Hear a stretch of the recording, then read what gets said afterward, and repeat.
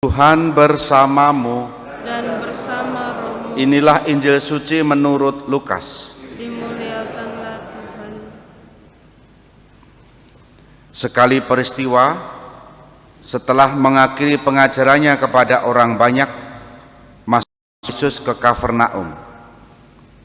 Di situ ada seorang perwira yang mempunyai seorang hamba yang amat disayanginya.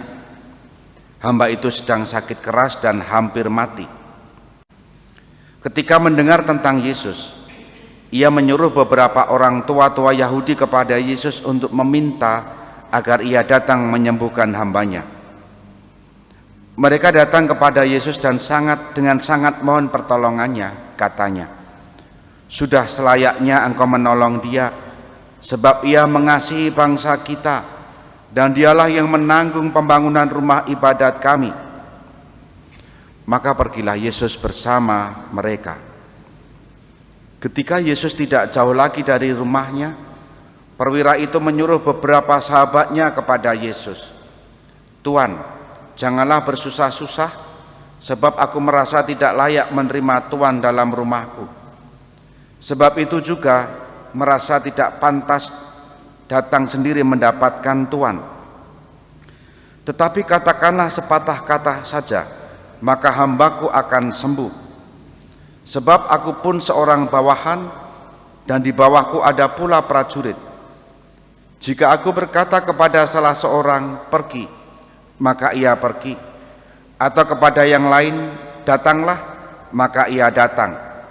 Dan jika aku berkata kepada hambaku, 'Kerjakan ini,' maka ia pun mengerjakannya." Mendengar itu, heranlah Yesus. Sambil berpaling kepada orang banyak yang mengikutinya, ia berkata, "Aku berkata kepadamu, di Israel pun iman sebesar itu belum pernah kujumpai." Setelah para suruhan itu kembali ke rumah, mereka mendapati hamba yang sakit itu sudah sehat kembali. Demikianlah Injil Tuhan. Terpujilah Kristus. Aku berkata kepadamu, di Israel pun iman sebesar itu belum pernah kujumpai. Saudari-saudara yang dikasihi Tuhan, selamat pagi berkah dalam. Pernyataan Tuhan kita Yesus Kristus yang kita dengar dalam bacaan Injil hari ini membawa kita kepada permenungan dengan pertanyaan seperti ini. Mengapa Yesus menyatakan itu? Bahwa di Israel pun iman sebesar itu belum pernah dijumpai oleh Yesus. Maka pertanyaan selanjutnya adalah, iman siapa sih? Iman seorang perwira. Itu artinya perwira bukan berasal dari Israel tentu saja. Pemerintahan Romawi yang memang ditugaskan untuk misalnya menjaga ketenangan, stabilitas politik di Israel.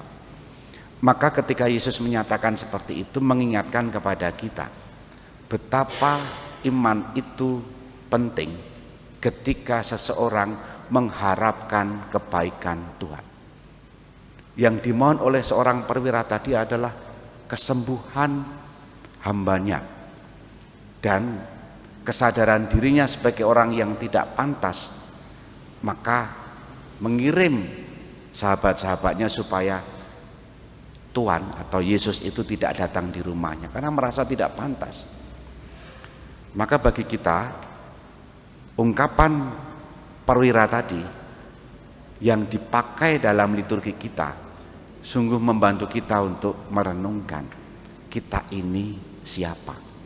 Rumusan yang dipakai dalam liturgi yang diambil dari teks Injil hari ini adalah, jangan bersusah-susah sebab aku merasa tidak layak menerima Tuhan dalam rumahku. Berkatalah saja, maka saya akan sembuh. Ungkapan itu kalau kita pakai, kita hayati dalam Ekaristi, itu menjadi ungkapan bentuk kerendahan hati kita, ketidakpantasan kita.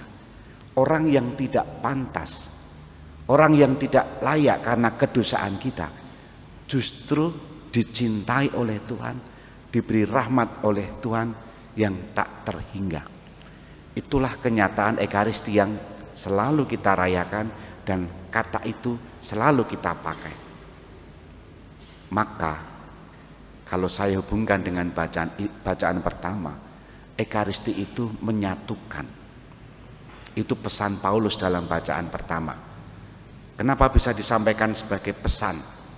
Karena keprihatinan Paulus kepada jemaat di Korintus pada waktu itu, identitas jemaat itu pertemuan, perjamuan.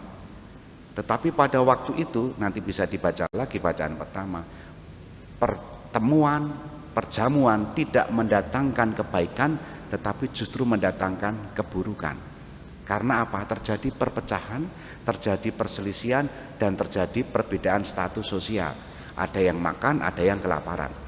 Sementara di hadapan Tuhan dalam perjamuan itu sama. Sama dalam hal apa? Orang-orang yang tidak layak, orang-orang yang tidak pantas, orang-orang yang berdosa, tetapi sama-sama dikasihi dan dicintai Tuhan. Maka di hadapan Tuhan semua sama. Itulah yang pantas kita syukuri, bahwa iman sebagaimana yang dimiliki oleh perwira itu sungguh menyelamatkan. Dan kalau kita memilikinya, tentu kita juga akan diberi keselamatan, diberi kesembuhan, baik yang kita minta sendiri ataupun yang kita minta bagi orang yang membutuhkan doa-doa kita. Kita hening sejenak.